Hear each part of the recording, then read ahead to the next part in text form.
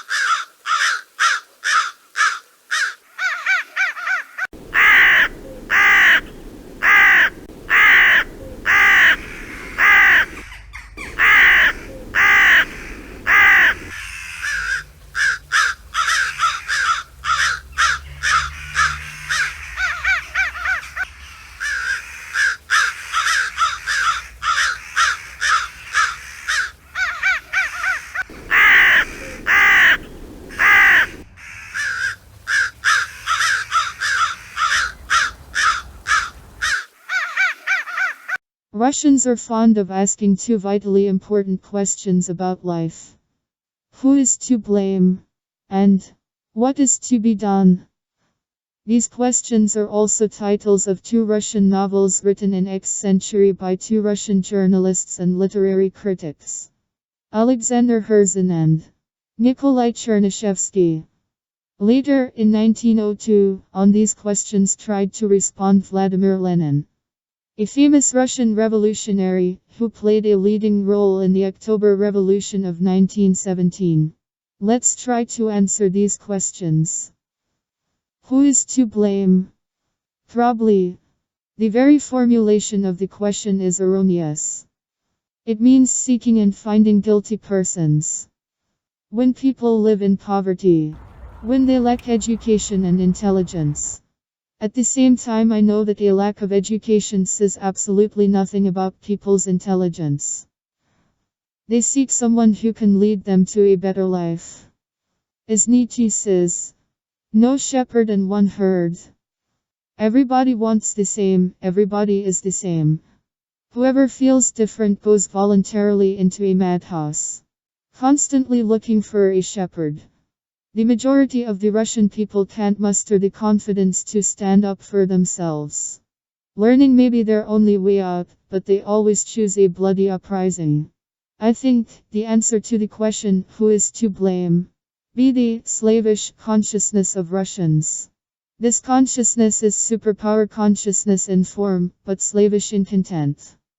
What is to be done? When Russian leaders make promises that sound convincing, Russian people follow them.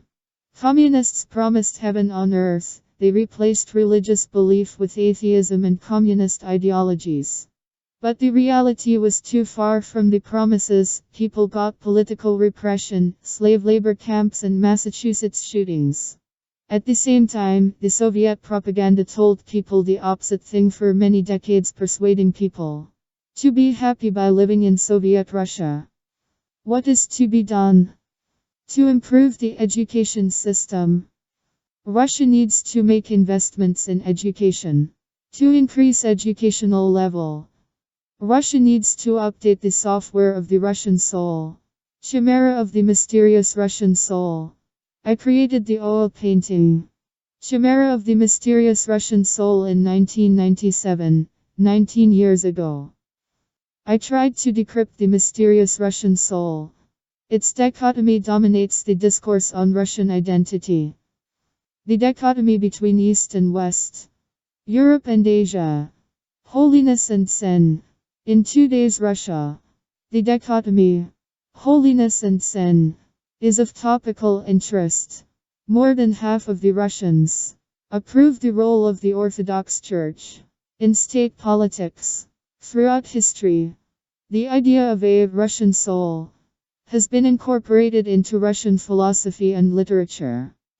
So the painting depicts a monster of Russian soul, holding in hand some toys, an axe, a bottle of vodka, a Dostoevsky novel, a satellite, Sputnik in Russian, an accordion, garmoshka, and an antisemitic bannerette. The double-headed chimera, wearing an ashenka, a Russian fur cap with ear flaps, and a kokoshnik, a traditional Russian headdress worn by women and girls. Some centuries ago, it stands in snow. Chimera's feet are shod in valenki, traditional Russian winter felt boots. Chimera's axe, the Russian axe, is a symbol of revolt, of a Russian revolt, bloody and merciless.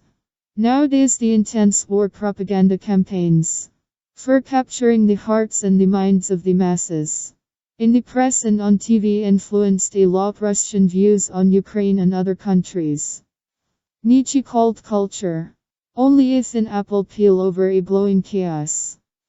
Now cultural peel is becoming thinner and thinner, and there is a risk that the glowing chaos of war flood the whole world. Chimera's bottle of vodka. As it's widely known, Russians drink a lot of vodka. Some people attribute Russians' supposed extraordinary ability to drink a lot of vodka to genetics. However, Russians themselves say that this ability is rooted in Russian traditions. They suppose drinking vodka really does warm you up. By the way, according to the World Health Organization, 1 in 5 men in the Russian Federation die due to alcohol-related causes. That's why the chimera of the mysterious Russian soul has a red nose, an unshaven face, and a bottle of vodka grasped in his hands. Also, the drunken monster smokes a cigarette and holds an axe in its hands. Chimera's volume of Dostoevsky. Obviously, Dostoevsky is one of the main connoisseurs on the Russian soul. According to him, the most basic, the most rudimentary spiritual need of the Russian people is the need for suffering, ever present and unquenchable, everywhere and in everything. Another great expert on psychology of the Russian people, Nikolai Berdyaev, wrote in his book, The Soul of Russia, Great Russia has still entirely remained an isolated province within European and world life. Its spiritual life has been aloof and closed. Russia still all entirely does not know the world. It distortedly perceives its image and falsely and superficially makes judgments about it. The spiritual powers of Russia have not yet become innate to the cultural life of European mankind. For Western cultural mankind, Russia all still remains completely transcendent, some sort of an alien East, which attracts by its mystery, whilst repelling by its barbarity.